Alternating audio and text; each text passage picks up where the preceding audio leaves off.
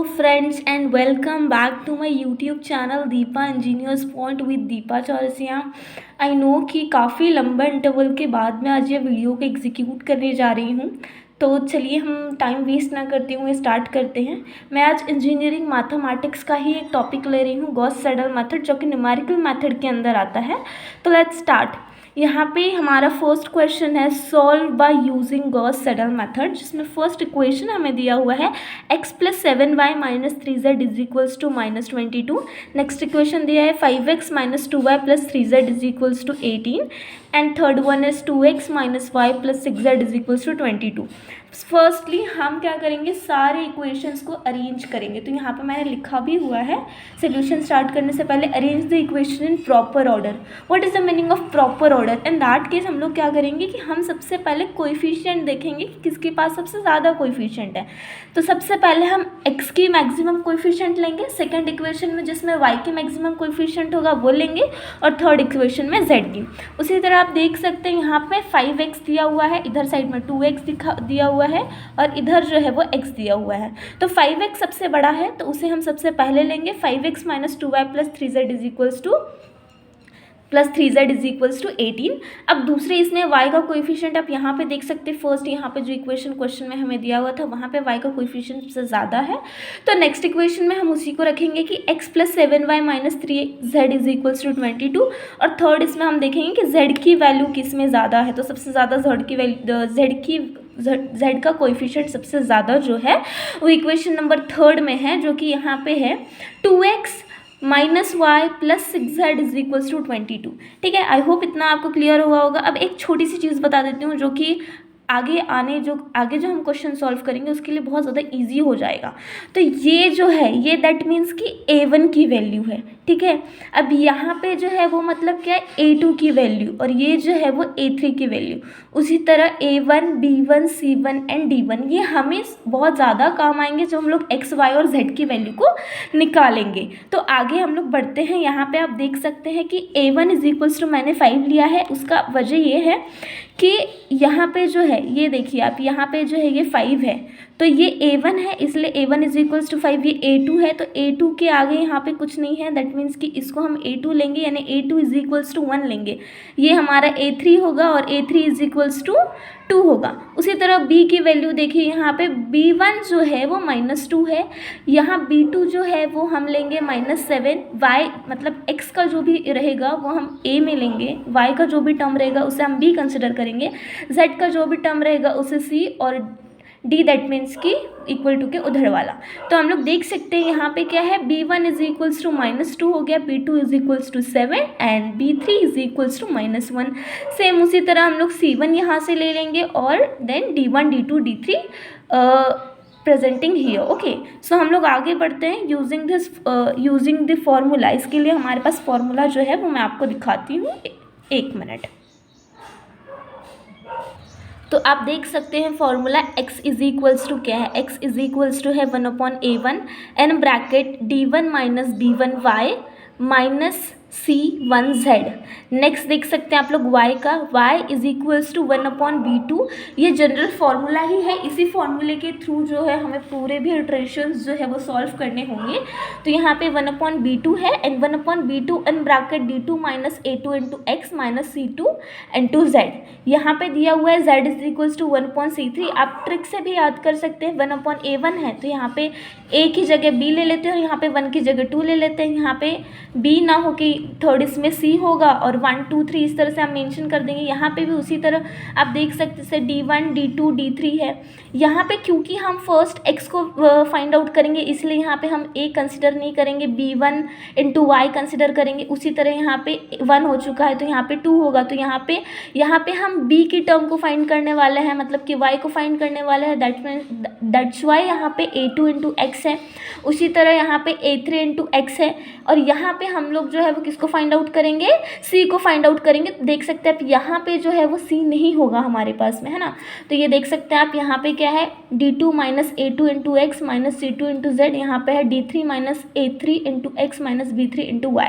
Okay, I hope आपको यहाँ तक की सारी चीज़ें समझ में आ रही होंगी। तो चलिए हम लोग स्टार्ट करते हैं। फर्स्टली हमको क्या करना है, हमको देखना है कि वैल्यूज़ कैसी कैसी थी हमारी ABCD की। तो आप देख सकते हैं यहाँ पर। तो यहाँ पे फॉर्मूला क्या था हमारा x को निकालने के लिए 1/a1।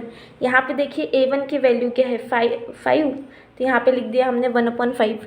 दूसरा देख सकते हैं in bracket d1 minus b1 into Y. तो d1 that means what, value of d1 that is 18। तो we put here 18 minus 2 in bracket -2 into Y. X Y Z की टर्म को कुछ भी नहीं करेंगे, वो चीज़ें एज इट इज़ ही रहेंगी। उसके बाद में यहाँ पे आप देख सकते हैं -3z because value of c1 is 3। Look at here, value of c1 is 3, that's why we put here 3 into z। Okay, next is y is equals to 1.7 b2 that is b2 is equals to 7। We see here p2 is equals to 7, तो 1.7 हमने यहाँ पे रखा है इन bracket -22 because d2 की value जो है वो -22 है। और यहाँ पे देख सकते हैं आप a2 की वैल्यू क्या है। तो आप देखिए a2 की वैल्यू जो 1 है, और तो यहाँ पे हमने कुछ ना पुट करते हुए एज इट इज़ x ही रखा है because 1 into x that means x, तो इसलिए हमने यहाँ पे x ही रखा है प्लस 3 इंटू z। क्योंकि यहाँ पे c2 की वैल्यू दी है तो c2 इज इक्वल्स टू वो भी -3 है। तो यहाँ पे हमने माइनस माइनस हमारा ये माइनस और यहाँ का माइनस हमारा हो जाएगा प्लस, तो हमने डायरेक्टली लिख दिया +3z। फिर उसी तरह z के लिए जब हम थर्ड देखेंगे तो z इज इक्वल्स टू क्या हो जाएगा 1/6, क्योंकि c3 की वैल्यू जो है हमारी 6 है। आप देख सकते हैं यहाँ पे c3 की वैल्यू जो हमारी 6 है। तो उसी तरह z इज इक्वल्स टू 1/6 ले लिया। इन ब्रैकेट हमने d3 आप देख सकते हैं यहाँ पे 22 है, तो यहाँ पे हमने 22 पुट किया है। यहाँ पे a3 इंटू एक्स देख सकते हैं आप लोग, a3 की वैल्यू के what is the value of a3 that is a3 is equals to 2। तो वो put here 2 into x minus in bracket -1 into y because b3 की वैल्यू जो है -1 है। तो आई होप ये इस टर्म को जो है हम लोग इक्वेशन 1 ऐसे मेंशन करेंगे। तो हम लोगों ने यहाँ पे इक्वेशन 1 मेंशन कर दिया है। अब आगे देखते हैं। तो चलिए हम लोग फर्स्ट इटरेशन जो है उसे सॉल्व करते हैं। तो फर्स्ट इटरेशन को सॉल्व करने के लिए सिंपली हमें क्या करना पड़ेगा, y0 is equals to 0, z0 is equals to 0। In equation 1 में हम इस चीज़ को पुट करना पड़ेगा। क्यों हम लोग y0 को 0 और z0 को 0 पुट कर रहे हैं, बिकॉज हमें x की वैल्यू फाइंड आउट करनी है। तो उसके लिए रेफरेंस जो है वो कुछ नहीं है, तो दैट मीन्स कि y इज इक्वल्स टू हम 0 ले लेंगे और z is equals to 0, so that कि इजीली सॉल्व हो पाए। तो x is equals to 1/5 in bracket. यहाँ पे देख सकते हैं आप लोग कि ऊपर वाले टर्म में मैंने क्लियर किया है कि x is equals to 1/5 in bracket 18 minus in bracket -2 y -3z। Same चीज़ें यहाँ पे हमने पुट किया है, सिर्फ हमें क्या करना है, जो y की वैल्यू y की जगह 0 पुट करना है, जो z की वैल्यू z की जगह 0 पुट करना है। तो ये कुछ इस तरह से हो जाएगा। अब मैं इसे कैल्सी में सॉल्व करना सिखाऊंगी। ओके, कैल्सी को इस तरह से ऑन करना है। ऑन करने के बाद में हम देखेंगे इक्वेशन में क्या है। इक्वेशन में है 1/5, तो ये दिख रहा है आपको, ये बटन पुट करनी है। यहाँ पे आपको 1/5 लेना है, अपॉन में आपने 5 ले लिया। उसके बाद में यहाँ पे आपको ब्रैकेट देना है, और ब्रैकेट के लिए भी आपको सिंबल दिख जाएगा, ये ब्रैकेट का सिंबल है। जैसे आपने ब्रैकेट लिया, यहाँ पे आपको दिख रहा है क्या लेना है आपको 18, तो यहाँ पे 8 आपने पुट कर दिया। उसके बाद में प्लस का सिंबल यहाँ पे आपको देखने को मिल जाएगा, प्लस का सिंबल, आप प्लस का साइन दे दें। उसके बाद में 2 है तो आप ब्रैकेट के अंदर 2 दे दें, कोई इशू नहीं होगा अगर विदाउट ब्रैकेट भी आपने 2 दे दिया, तो it's simply okay. Then n2 0, तो यहाँ पे n2 का सिंबल है, n2 दे के आपको यहाँ पे 0 दे देना है, यहाँ पे 0 है। उसके बाद में आपको ब्रैकेट को क्लोज कर देना है। ब्रैकेट को क्लोज करने के बाद में ब्रैकेट हम एंडिंग में क्लोज करेंगे, पहले जो रिमेनिंग टर्म्स है उसको हम पुट करेंगे। तो यहाँ पे -3 है, तो -3 को यहाँ पे पुट कर देना है, n2 का साइन यहाँ दिख रहा है, n2 कर देना है, और ये 0 बिकॉज z की वैल्यू क्या है मेरी 0। इक्वेशन के साथ ही हम लोग चल रहे हैं, कुछ एक्स्ट्रा की एक्टिविटी यहाँ पे हो नहीं रही है। इक्वेशन के साथ ही जो है वो चीज़ें आपको दिखेंगी, इक्वेशन के साथ ही हम लोग चल रहे हैं। अब क्योंकि ब्रैकेट क्लोज हो चुका है तो हम लोग इक्वल्स टू प्रेस करेंगे तो हमें इसका आंसर मिल जाएगा। आपको आंसर कुछ फ्रैक्शन में इस तरह से दिखेगा। आप ये SD को जैसे ही प्रेस करेंगे, ये SD दिख रहा है आपको, तो SD दैट मीन्स कि इस फ्रैक्शन को ये डेसिमल में कन्वर्ट कर देगा। तो आप इसको जैसे करेंगे तो आपको पॉइंट में वैल्यू मिल जाएगा। तो हमें मिल चुका है 3.6 x1 की वैल्यू। So x1 is equals to 3.6। अब हमें क्या करना है, अब जिस तरह से हमने x की वैल्यू फाइंड की, सेम हमें x और z का रेफरेंस लेना पड़ेगा, बिकॉज इस टाइम पे हमें y की वैल्यू फाइंड करना है। तो यहाँ पे देख सकते हैं, find out y1 let x is equals to x1 मुझे मिल चुका है 3.6, तो मैंने x1 ले लिया 3.6 and z is equals to z0 is equals to 0। और ये चीज़ें हमें इक्वेशन 1 में पुट करनी। इक्वेशन 1 के 2 वाला जो है इक्वेशन 1 का next y is equals to 1/7 वाला जो है उसमें हमें पुट करना है। तो देखिए आप y is equals to 1/7 in bracket -22 minus in bracket 3.6 plus 3 into 0। क्योंकि यहाँ पे आप देख सकते हैं कि y जो है 1/7 है, -22 भी है, -22 माइनस x की जगह पे मैं क्या पुट करूँगी, तो आप देख सकते हैं x की जगह पे हमें क्या पुट करना है 3.2। तो यहाँ पे हमने 3.2 पुट किया हुआ है, प्लस दिया हुआ है 3 एज इट इज़, यहाँ से 3 उठा के यहाँ लिया है, और z की वैल्यू कुछ नहीं है, दैट मीन्स हमको 0 लेना है इसके लिए। तो हम ऐसे ही करके y की वैल्यू पुट करेंगे। अगेन सेम हम कैल्सी को ऑन करेंगे, और कैल्सी को ऑन करने के बाद में हम सारी equations as it is put करेंगे और पुट करके आंसर निकालेंगे। सबसे पहले हम क्या करेंगे, ये लेंगे फ्रैक्शन और इसमें 1/7 को पुट करेंगे। 1 ये नीचे आने के लिए इसे दबाना और प्रेस करना होता है। 1/7 हमने ले लिया। उसके बाद में ब्रैकेट ऑन करते हैं। ब्रैकेट को जैसे ही हम ओपन करेंगे तो हमें सारी वैल्यूज़ को बस कंटिन्यूशन में पुट करते जाना है। तो -22 माइनस 3.6 ब्रैकेट, यहाँ आप चाहे तो फिर से अगैन एक ब्रैकेट दे सकते हैं, नहीं भी दिया तो इट्स ओके। यहाँ पर प्लस का साइन दे दिया, 3 इंटू 0 कर दिया। चलिए अब ब्रैकेट क्लोज कर देते हैं। तो इसका आंसर हमें मिल जाता है कुछ इस तरह से -3.6571। सिंपली क्या होता है, आप मैनुअली अगर कैलकुलेट करते हैं, वैसे तो इंजीनियर्स को जो है वो कैलकुलेटर अलाउ होता है एग्ज़ाम में भी। इफ़ सपोज़ आप मैनुअली भी कैलकुलेट करते हैं तो भी आप पॉइंट के बाद में 3 डिजिट, आपको इस क्वेश्चन में एटलीस्ट 3 डिजिट तो देना ही होता है इटरेशंस फाइंड करने में। अब जितना ज़्यादा पॉइंट के बाद जो नंबर्स होते हैं उसे लेंगे, उससे हमारा आंसर जो है वो और ज़्यादा एक्यूरेट आएगा। और इसमें एक्यूरेट आंसर ही लगता है, मतलब उसके बहुत ज़्यादा क्लोज आएगा। तो यहाँ पे देख सकते हैं 6571 आया है, -3.657 यहाँ पे आप देख सकते हैं, क्योंकि मैं आपको दिखाती हूँ। तो ये है -3.671। तो यहाँ पे हमारा आंसर निकल चुका है y1 इज इक्वल्स टू -3.671। चलिए हम नेक्स्ट पेज देख। आप देख सकते हैं जिस तरह से हमने x की वैल्यू और y की वैल्यू को फाइंड किया, सेम उसी वे से हमें z की वैल्यू को भी फाइंड करना। z की वैल्यू को फाइंड करने के लिए उसी तरह हमारा x जो निकला था 3.6 वो लेंगे। इसके पहले हमारा y निकला था -3.6571, तो हमने ले लिया -3.67। अगर चाहे तो आप लिख सकते हैं, ऐसे लिख ही लीजिए, पॉइंट के बाद में 3 नंबर अगर देते भी हैं तो इट्स ओके। तो हमने दे दिया -3.657। अब देखते हैं Z1 को निकालना है। तो हमारा जिस तरह से इक्वेशन था, यहाँ पे x और यहाँ पे z है ना, तो ये 1/6 इन bracket -22 minus 2 into 3.6 plus in bracket -3.657। इसी पूरे टर्म को अगर हम लोग कैल्शियम डालते हैं तो हमारा आंसर मिल जाएगा। सेम उसी तरह से कैल्शियम डालना है जैसे हमने पहले डाला था। तो हम देखते हैं अभी। तो आप कैल्शियम पे ध्यान दीजिए ताकि इजीली आपको समझ में आ जाए। और अगर आपको किसी भी तरह का कोई भी डाउट आता है तो टेंशन वाली कोई बात नहीं है, आप बिल्कुल कमेंट सेक्शन में जाके आप कमेंट कर सकते हैं और मुझे आपके सारे डाउट्स पूछ सकते हैं, सो दैट कि मैं क्लियरली आपको बता पाऊँ और ज़्यादा। तो यहाँ पे देखिए 1/6 है, तो हमने फ्रैक्शन वाला टर्म लिया है। फ्रैक्शन वाला टर्म लेने के बाद में हम 1 करने के लिए यहाँ जाते हैं, 1/6 हम कर लेंगे। और 1/6 करने के बाद में ये हमारा ब्रैकेट खुल जाता है। जैसे ही हम ब्रैकेट को ओपन करते हैं, हमारा क्या है यहाँ पे 22, तो हम लोग पुट करेंगे 22, फिर -2 into in bracket 3.6 okay plus in bracket -3.657। और ध्यान रहे प्लस माइनस को भूले नहीं, बराबर हर जगह पे हर चीज़ आपको ध्यान से और अच्छे से पुट करनी है ताकि वैल्यू जो है वो गलत ना आए। तो यहाँ पे आप देख सकते हैं क्या निकला हमारा आंसर 1.8571। तो हमने यहाँ पे आंसर मेंशन कर दिया है Z1 इज इक्वल्स टू 1.8571। और नेक्स्ट इटरेशन की तरफ हम बढ़ते हैं। चलिए, तो हम लोगों ने एंटर कर लिया है नेक्स्ट इटरेशन की तरफ। मैं आपको एक चीज़ और बताना चाहूँगी कि इसमें हमें टोटल 3 इटरेशंस को फाइंड करना होता है and after solving those 3 iterations हमें x, y और z की वैल्यू मिलती है। वही x, y और z की वैल्यू जो है हमारा फाइनल आंसर होता है। तो सेकंड इटरेशन में हम एंटर कर चुके हैं। तो हमारे पास अभी रेफरेंस है, हमारे पास x1 है, y1 है और z1 है। तो second iteration let x1 is equals to 3.6, y1 is equals equals to -3.6571 and Z1 is equals to, जो कि हमने अभी निकाला, 1.8571। तो अभी जिस तरह से हमने x1 को फाइंड किया था बिल्कुल उसी तरह से हम लोग x2 को फाइंड करेंगे।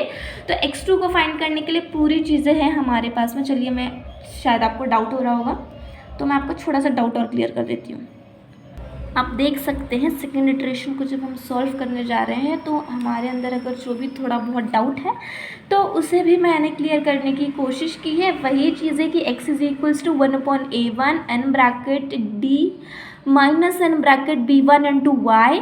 यहाँ पे देखिए आप लोग बिल्कुल कंसंट्रेशन कीजिए, b1 into y and then minus c1 into z, that is nothing but the d1 की वैल्यू हमें पहले मिल चुकी है जो कि 18 है। जिस तरह से मैंने बॉक्सेस को फिल किया, आई थिंक आपने वहाँ पे ध्यान दिए होंगे, तो आपको ये इजीली समझ में आ जाएगा। माइनस फिर अगेन माइनस, बिकॉज हमें फॉर्मूले में माइनस है प्लस हमारा जो टर्म है उसमें माइनस है। तो b1 की वैल्यू -2 थी इसलिए हमने -2 लिया, into y -3 into z, because c1 की वैल्यू जो थी वो 3 थी। अब देखते हैं हम लोग कि z और y की वैल्यू इसमें क्या है। तो मैंने पहले बताया था कि ये 2 इंटू वाई था ना, माइनस माइनस तो हमारा हो गया यहाँ पे प्लस, ओके। तो देन अब ये बचा हमारा 2 एन ब्रैकेट हम लोग देंगे -3.6571, बिकॉज यहाँ पे था 2 इंटू वाई है ना। तो 2 तो मुझे पता है, यहाँ पे मैंने लिख दिया। अब y का टर्म जो है वो यहाँ पर है -3.6571, y ले लिया हमने -3 इंटू जेड। तो z की वैल्यू क्या है, तो z है जो कि हमने निकाला 1.8571, वही हमने लिखा 1.8571। और ज़्यादा क्लियर करने की मैंने कोशिश की है सो दैट की मतलब सारी चीज़ें आपको क्लियरली अंडरस्टैंड हो जाए। तो x2 इज इक्वल्स टू 3.9485 निकला। तो हमें फिर से अगेन कैल्सी का यूज़ करना है। एक चीज़ याद रहे कि हमें कैल्सी हमेशा क्लियर रखना है। कैल्सी क्लियर रखना इन द सेंस व्हाट, कभी कभी जो है वो डिटर्मिनेंट और बहुत सी चीज़ें कैल्सी के अंदर ओपन हो जाती हैं तो बहुत से वेरिएशंस आ जाते हैं हमारे आंसर में, तो वो ना हो इसके लिए हमें कैल्सी क्लियर करना होता है। कैल्सी क्लियर करने के लिए कुछ भी नहीं है, ऑन का बटन आपको प्रेस करना है, उसके बाद में यहाँ शिफ्ट दिख रहा है आपको, शिफ्ट का बटन प्रेस करना है, यहाँ 9 और फिर 9 के बाद में 3 के बाद में पूछेगा रीसेट ऑल, तो आपको इक्वल्स टू या फिर येस प्रेस करना। तो दैट मीन्स कि इक्वल टू या फिर AC अगर आप प्रेस करते हैं दोनों में से कोई भी एक बटन, तो वो क्लियर हो जाएगा कि जितनी भी पुराना जो डाटा है जिसकी वजह से कि हमारे आंसर पे कोई इफेक्ट ना हो, इसलिए हमें क्लियर कर देनी चाहिए हर एक इसके बाद में, हर एक इक्वेशन को सॉल्व करने के बाद में। तो हम लोग इस इक्वेशन को अब सॉल्व करते हैं।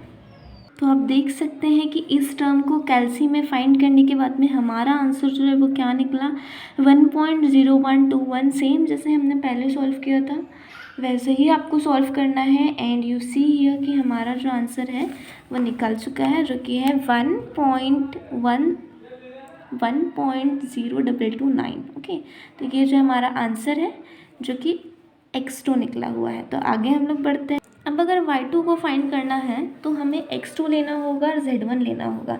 तो x2 हमने जो अभी निकाला 1.0229 एंड z1 जो हमारा पुराना निकला था z1 इज इक्वल्स टू 1.8571।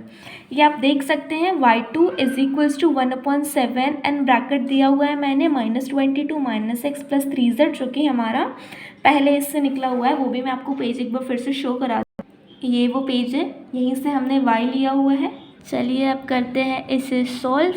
तो y जो है आप देख सकते हैं y क्या है यहाँ पे हमारा हमें y निकालना है, तो हमें x और z की वैल्यू जो है इसमें पुट करनी होगी। तो देखिए आप y2 is equals to 1/7 and bracket -22 minus x की वैल्यू क्या है 1/0229 प्लस 3 इंटू z की वैल्यू क्या है हमारे पास 1.8571, दैट्स इट, ब्रैकेट क्लोज। अब आगे देखते हैं हम लोग y2 इज इक्वल्स टू, तो ये रही हमारी कैल्सी में हमने डाला 1, कैल्सी में हम सबसे पहले फ्रैक्शन टर्म लेंगे, फ्रैक्शन टर्म में डालेंगे 1/7, आफ्टर दैट ब्रैकेट जिसमें होगा -22 माइनस 1.0229, सिंगल टर्म है, एक सिंगल वैल्यू है x की, पॉजिटिव वैल्यू थी तो हमने माइनस था करके हमने यहाँ पर इसीलिए हमने -1.229 जो है उससे पुट किया हुआ है। आफ्टर दैट यहाँ पे +3 इंटू एन ब्रैकेट दिया 1.875 1 ब्रैकेट क्लोज। देखिए आप यहाँ पे क्या निकला है, -2.49308। तो 308 अगर हम ना लिखें तो अगर हम ऐसा भी लिखें -2.4931 दैट्स ओके ऑल्सो, बिकॉज अगर ज़ीरो को मैंने राउंड अप किया, नेक्स्ट नंबर 5 से डेफिनेटली बड़ा है, तो राउंड अप के केस में हम लोग 1 लिख सकते हैं। वैसे कोई इशू नहीं होता बिकॉज दोनों से आंसर हमारे सेम ही आते हैं, कोई ज़्यादा फ़र्क नहीं पड़ने वाला। तो एज इट इज़ आप लिख सकते हैं या फिर राउंड अप करके भी लिख सकते हैं। तो फिर आप इस तरह से लिखें या फिर इस तरह से लिखें, बात बराबर ही है। तो हम निकाल चुके हैं y2 की वैल्यू। अब कहाँ मूव करेंगे हम लोग, definitely we move to z की तरफ। आप देख सकते हैं इसकी वैल्यू क्या है, इसकी वैल्यू आई है 2.91। तो आपका डाउट मैं क्लियर कर देती हूँ। अगर मैंने यहाँ पे 1 पुट किया था, अगर मैं इसकी जगह 0 पुट करती हूँ तो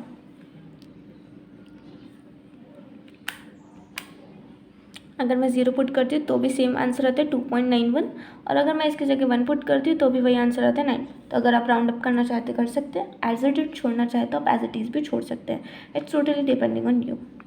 ओके, सो आगे थर्ड इटरेशन को सॉल्व करते हुए हम लोग x2, y2 और z2 की वैल्यू ले लेंगे। x2 है हमारा 1.0229, y2 है -2.4931 एंड फाइनली z2 है 2.9102। अब आगे बढ़ते हैं। अब x3 को फाइंड करने के लिए सेम हमारा वे रहेगा, कोई चेंजेस नहीं रहेंगे हमारे वे में। x3 इज इक्वल्स टू क्या होगा, 1/518 - 2y into y2 -3 into z2। Same हम लोग लेंगे 1/518 as it is, minus minus that means plus, and then 2 into y2 की वैल्यू हमें ऑलरेडी हमने लिखा था कि इटरेशन में क्या रहेगी, तो वही y2 की वैल्यू पुट की है, वही z2 की वैल्यू पुट की है। इससे निकला हमारा x3। अब एक चीज़ ध्यान दीजिए कि ये जो है वो अप्रॉक्सीमेटली 1 2 3 इस फॉर्म में आना है, जैसे कि 0.8 है, 8564 है, तो मैं इसे 0.1 ऐसा कंसिडर कर सकती हूँ। नेक्स्ट चीज़ हमारी 2 पॉइंट की चीज़ में आनी चाहिए। अगर इस वे में आ रहा है दैट मीन्स कि हम सही जा रहे हैं, ठीक है। नेक्स्ट हम लोग आगे बढ़ते हैं टू फाइंड y2 की वैल्यू को फाइंड करने के लिए हमें x2 मिला हुआ है प्लस हमारे पास z2 है। इक्वेशन तो हमारे पास है ही 1/7 in bracket -22 - x plus 3z।